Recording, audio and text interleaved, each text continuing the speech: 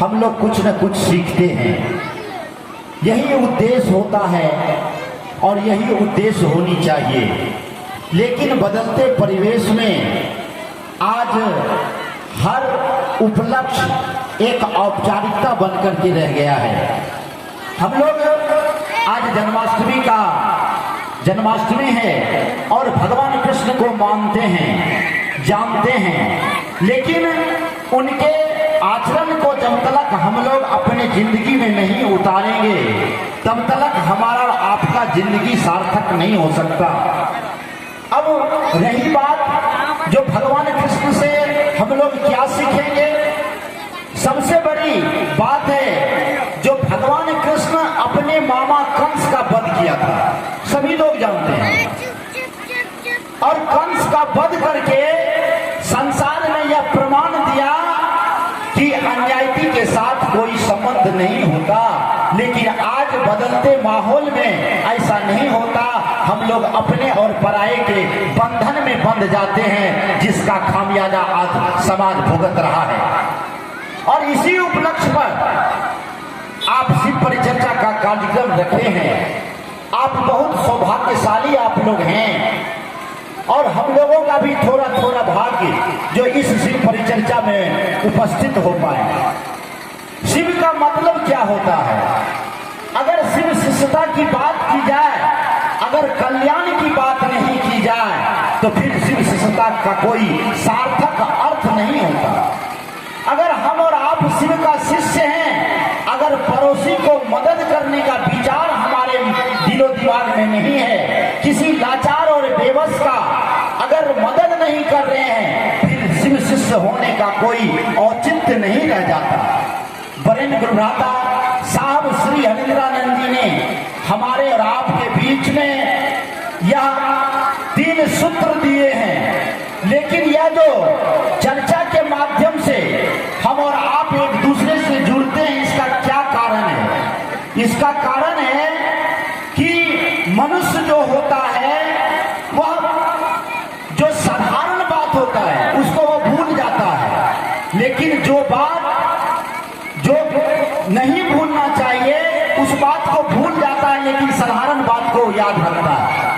कितना दुर्भाग्य है। हमारा आपका अमानत क्या है? जिंदगी का मौत। उसी मौत को हम और आप भूल जाते हैं, जिसके कारण हम लोग गलत कार्य कर बैठते हैं। लेकिन इस शिव शिष्यता अभियान में बारंबार इस बात का जिक्र किया जाता है। इस मंच पर कोई गुरु भाई या गुरु बहना आकर के अगर यहाँ पर कुछ कहता है तो वो समझाता नहीं। यहाँ पर ये गुरु मंच है, ये विचार मंच है, यहाँ पर विचार किया जाता है, यहाँ पर प्रवचन नहीं किया जाता। क्योंकि जो शिष्य होगा, अगर गुरु का अर्थ है तो फिर शिष्य का भी अर्थ होता है। गुरु का अर्थ होता है जो अंधकार से प्रकाश की ओर ले जाए, और गुरु का एक अर्थ और भी होता है जो इस संसार के रहस्य को बतला दे, उसको गुरु कहा जाता है।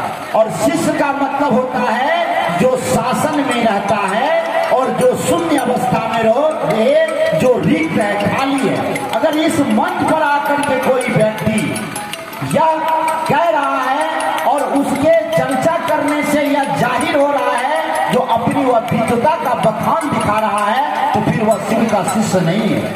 इसीलिए यहाँ पर इस अभियान में ना तो कोई वक्ता है ना तो कोई श्रोता है। हर एक व्यक्ति आते हैं इस मंच पर और जब वह बोलते हैं तो वह वक्ता हो जाते हैं। जब वह नीचे जाते हैं, नीचे वाला कोई व्यक्ति आता है तो वह वक्ता हो जाते हैं और वक्ता श्रोता हो जाते हैं। बड़ी इसमें समावेश बैठाया गया इस अभियान में। और आज तक आप देखेंगे हमारे समाज में जाति का जहर है, धर्म का जहर है, लेकिन इस अभियान में आप देखे होंगे जहाँ पर बैनर होता है, उस बैनर में वो चांद तारा चर्च सारा सभी धर्मों को एक मंच पर लाने का प्रयास किया गया। क्योंकि ऊपर वाले तो एक ही है, दो नहीं है। हम लोग जो मानते हैं उनका रास्ता अलग अलग है। इसीलिए इस अभियान में कहा गया जो आप किस जाति से हैं, किस धर्म से हैं, इससे तनिक भी मतलब नहीं है। मतलब है आप उस परमात्मा को मात्र में गुरु बना बना लीजिए। अब गुरु क्यों बनाए हम? क्योंकि हम तो शिव को मानते आए हैं, पूजते आए हैं। तो कहा भक्त और भगवान, अगर आप भगवान के रूप में पूजते हैं, पूजिए, कोई दिक्कत नहीं है, लेकिन वक्त बहुत ज्यादा लगेगा, क्योंकि भक्त को भगवान के तल पर जाना पड़ता है। लेकिन अगर उसी परमात्मा से आप उनको गुरु बना लें तो आप उनका शिष्य हो गए, और शिष्य को, गुरु को शिष्य के तल पर आना पड़ता है। या तो प्रैक्टिकल आप देखते ही होंगे समाज में, कोई शिक्षक होता है और कोई विद्यार्थी, अगर वो शिक्षक एमए पास है, अगर विद्यार्थी को ओआ नहीं आता है, उस शिक्षक को विद्यार्थी के तल पर आना पड़ता है। इसीलिए हम और आप बगैर वक्त गंवाए उस परमात्मा को, आदि गुरु जगत गुरु शिव को, जो आदमी जो अभी तक गुरु नहीं बनाए हैं उनको गुरु बना लें, और जो गुरु बनाए हैं वो अपने अंदर विचार पैदा करें और वह विचार ठहर जाए। ऐसी बात नहीं है जो विचार आया और भावना के वेग में बह जाए, वह भावना, वह विचार आपके अंदर ठहर जाना चाहिए, और तब देखें चमत्कार क्या होता है। क्योंकि आपके जिंदगी में अगर सबसे ज्यादा किसी चीज की आवश्यकता है वो है शांति, संतोष, और जो कि अभी आपको नहीं मिलेगा। भले ही लोग धन के पीछे भाग रहा है, लेकिन धन पा करके लोग जो सोचता है जो मैं शांति स्थापित कर लूंगा अपनी जिंदगी में, वो नहीं कर पाता है, जहां तक कि अशांत हो जाता है। इसीलिए हमारा कहने का मतलब है कि जो चीज नीचे में आसानी से मिल सकता है वह चीज परमात्मा से नहीं मानने, बल्कि यह संसार ज्ञान के पद पर चलता है। इसीलिए हम लोग इसको गुरु पद पर आसीन किए हैं और गुरु ज्ञान देने का काम करेंगे, और जिसके कारण कि हम लोग इस जगत से उस जगत तक का ज्ञान हासिल कर सकते हैं। व्यवहारिक दृष्टिकोण से इस संसार का तो ज्ञान हो सकता है, लेकिन पारलौकिक का ज्ञान और यह जगत गुरु शिव जो है वह इस लौकिक जगत और पारलौकिक जगत दोनों में रिश्ता आपके साथ रहेगा, बना रहेगा। इसीलिए यह बात को नहीं भूलनी चाहिए। बहुत सारे गुरु भाई हैं, तो मैं कह रहा था कि यहां से लेकर के उस पारलौकिक जगत तक उस परमात्मा से आपको संपर्क रहेगा जहां पर कि जाना है, और क्या होता है मरने के बाद या तो कोई नहीं जानता, लेकिन कोई शक्ति तो है। यह बात हम और हमारा और आपका आत्मा इस बात को तो मानता है कि कोई शक्ति है जो यह दुनिया को चला रहा है। आप देखेंगे राज्य किसी सरकार के बलबूते चल रही है, देश सरकार के बलबूते चल रही है। अब बताइए कि यह संसार इतना बड़ा, सूर्य, चांद, पृथ्वी, हवा, आग, ये सारा चीज जो है वो किसी बगैर किसी के इशारे पर चल रहा है क्या? उस शक्ति, बहुत सारे लोग होते हैं वो कहते हैं जो मैं ईश्वर को नहीं मानता, भगवान को नहीं मानता। आप लोगों को भी ऐसा व्यक्ति मिलता होगा, लेकिन आप देखें इसका बड़ा सुंदर सा उदाहरण है, ईश्वर है या नहीं है और ईश्वर क्या कर सकता है। तो आपको जवाब मिलेगा कि एक शक्ति ईश्वर का है, वो हवा, जिसको कि हम और आप देख नहीं पाते हैं, लेकिन हवा की ताकत का जरा एहसास करें कि हवा के झोंकों से जो वृक्ष को बड़ा होने में 30 साल, 40 साल, 25 साल, 35 साल लगता है वक्त, उसको चंद सेकेंड में उस वृक्ष को अलगा करके फेंक दिया जाता है।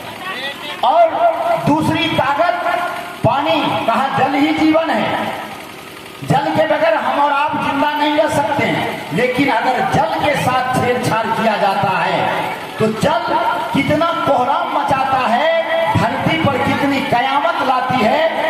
आप जानते ही होंगे अभी क्या हश्र हो रहा है, बहुत सारे अंश बिहार का डूबा हुआ है और आदमी अन्न के लिए त्राहिमाम है और बहुत तो अपनी जिंदगी को गंवा बैठते हैं। तीसरा शक्ति है अग्नि, जिसका उपयोग करके हम खाना पकाते हैं, बहुत सारे कार्य करते हैं, लेकिन उसको छू नहीं पाते हैं। ये है ईश्वरीय शक्ति।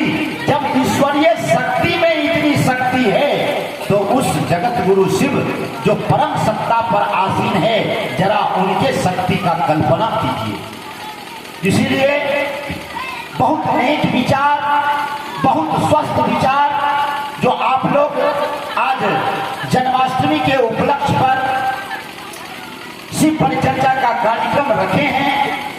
और ऐसे ऐसे कार्यक्रम से क्या होता है कि लोग तो अपने कार्य में बंधे होते हैं, लोग अपने कार्य करते हैं, लेकिन जब ऐसा कार्य अगर सामूहिक रूप से रखा जाता है तो किसी भी गांव में अगर रखा जाए, अगर जगत गुरु शिव की बात की जाए, परमात्मा की बात की जाए, आदि गुरु शिव की बात की जाए, तो आपके गांव में अगर कोई काल कष्ट आने वाला है, कोई अशुभ घटना घटित होने वाला है, लेकिन सामूहिक रूप से जो हो रहा है, कोई घटना अगर घटित होने वाला है, वह घटना नहीं घटेगा, क्योंकि शास्त्र में दिया गया है, शास्त्र में दिया गया है। लोग कहते हैं कि होता वही है जो परमात्मा का इच्छा होता है, होता वही है जो आपके भाग्य में लिखा हुआ होता है, लेकिन शास्त्र में हर बात को काटते हुए एक जगह लिखा गया है, भाभी को मेट सकही त्रिपुरारी। अगर कुछ होने वाला है, कोई अशुभ घटना होने वाला है, अगर वह घटना को रोका जाए, रोकने वाला एक आदि गुरु जगत गुरु शिव है जो वह घटना को रोक सकता है। वह घटना घटित होने वाला है, वह घटना नहीं घटेगा। ऐसी शक्ति, ऐसी परम सत्ता को हम और आप अपना गुरु बनाएंगे। और आज के बदलते माहौल में, आज जन्माष्टमी है, मैं बार-बार इस बात को कह रहा हूं, और भगवान कृष्ण महाभारत के युद्ध में जब उन्होंने अर्जुन जब अपने परिवार वालों को देखा, अपने गुरु द्रोणाचार्य को देखा, कुल गुरु कृपाचार्य को देखा, और अपने कुल के सबसे श्रेष्ठ भीष्म पितामह को देखा, युद्ध करने से मना कर दिया। अर्जुन ने कहा मैं युद्ध नहीं करूंगा। भगवान कृष्ण सारथी बने थे। भगवान कृष्ण ने कहा क्यों अर्जुन, क्यों युद्ध नहीं करोगे? कहा कि भूमि के चंद टुकड़ों के लिए अपनों का खून बहाना मेरा स्वभाव नहीं है किसान, इसलिए मैं इस भूमि के छोटे टुकड़े के लिए क्या मैं जो गोद में खिलाया भीष्म पितामह का वध कर दूं? क्या मैं अपने गुरु द्रोणाचार्य का वध कर दूं? अपने कुल गुरु कृपाचार्य का वध कर दूं? मुझसे नहीं हो सकता। कहा कि ये कौन तुमसे कहता है कि यह युद्ध भूमि के चंद टुकड़ों के लिए हो रहा है? अर्जुन, एक नारी की स्वाभिमान के रक्षा के लिए यह युद्ध है। तुम्हारे द्रौपदी के साथ और तो जो कौरव पक्ष ने विचार किए, कौरव पक्ष ने जो अन्याय किए, अगर आज तुम उस द्रौपदी के स्वाभिमान के रक्षा के लिए अगर तुम धनुष नहीं उठाते हो, युद्ध नहीं करते हो, तो कल के समय में किसी भी नारी के साथ जब अपमान होगा तो हर इंसान यह कह देगा कि अर्जुन ऐसा विश्व प्रसिद्ध धनुषधारी जब वह अपने पत्नी के बदला नहीं ले पाया तो मैं एक साधारण तुच्छ मनुष्य कैसे बदला लूंगा?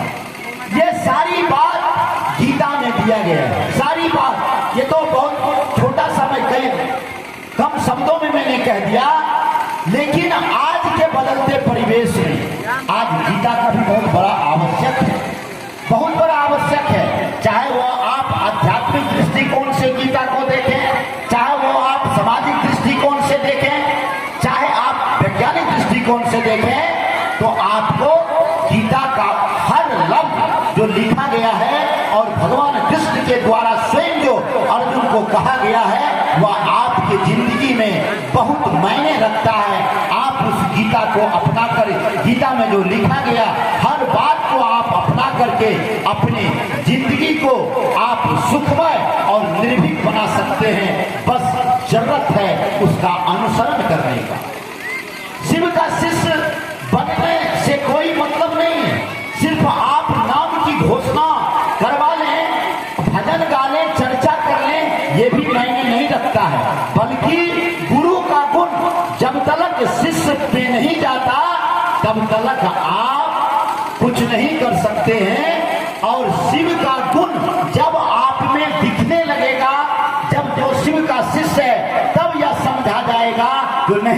उनके गुरु शिव हैं। लेकिन अगर गुण नहीं आ रहा है, लाख आप भजन कर रहे हैं, लाख आप चर्चा कर रहे हैं, लाख आप रात को सोने वक्त नमः शिवाय का जाप कर रहे हैं, सुबह उठने वक्त 11 बार दया मांग रहे हैं, लेकिन आपके जिंदगी में, आपके आचरण में, आपके स्वभाव में परिवर्तन नहीं हो रहा, फिर आप शिव का शिष्य कहलाने के हकदार नहीं है। इसका मतलब है उस परम सत्ता के नजदीक से आप में शक्तियां नहीं जा रहा है, उसका दया आपके ऊपर नहीं है। अब क्या गुण होनी चाहिए? मैंने पहले ही कहा, तो शिव का जो शिष्य होगा उसके अंदर सामाजिक कल्याण की भावना होगी, उसके अंदर सामाजिक उत्थान की भावना होगी। अगर वह किसी व्यक्ति को अगर कष्ट में देखेगा, वह व्यक्ति अपने कष्ट में रह करके अपने सामर्थ्य के मुताबिक उस व्यक्ति को कष्ट से उबारने का कोशिश करेगा। यही शिव शिष्य का लक्षण होगा। जब कोई भूखे व्यक्ति को देखेगा, अगर वह व्यक्ति अपने हिस्से की खाना उस भूखे व्यक्ति को खिला देगा, अपना खुद स्वयं भूखा रह जाएगा। इसका मतलब है वह व्यक्ति में शिव का गुण आ गया है, उनके गुरु शिव हैं। यह परिणाम से देखा जाएगा, मात्र परिणाम से। वैसे तो शिव परिचर्चा बहुत जगह हो रहा है, बहुत जगह हो रही है शिव परिचर्चा, लेकिन उससे मतलब नहीं। इसीलिए हमको और आपको चाहिए अपनी जिंदगी में उस शिव से कुछ सीखें। यह शिव पाठशाला है, यहाँ पर अप्रत्यक्ष रूप से गुरु हमको दिखाई नहीं दे रहा है, लेकिन गुरु यहाँ पर मौजूद है। यह बात मान करके शिव परिचर्चा में भाग लेनी चाहिए, तब देखें आपकी जिंदगी में क्या चमत्कार होता है। लेकिन ऐसा नहीं होता है, और हम और आप उस परमात्मा को खुश करने के लिए, उस परमात्मा का जयकारा लगाने के लिए, उसके गुरु स्वरूप की बखान करने के लिए यहाँ उपस्थित हुए हैं, किसी व्यक्ति के बखान करने के लिए उपस्थित नहीं हुए। ऐसा सोच, ऐसा विचार लेकर के हमको और आपको चलनी चाहिए। मैं ज्यादा वक्त क्या लूंगा, अब मैं इन्हीं शब्दों के साथ मैं अपनी चर्चा को जगत गुरु शिव एवं मैया भवानी के चरणों में स्वागत करते हुए विराम देता हूँ। पुनः आप तमाम उपस्थित गुरु भाई गुरु बहनों को अंतर दिल से प्रणाम करता हूँ। जय गुरुदेव, जय माता।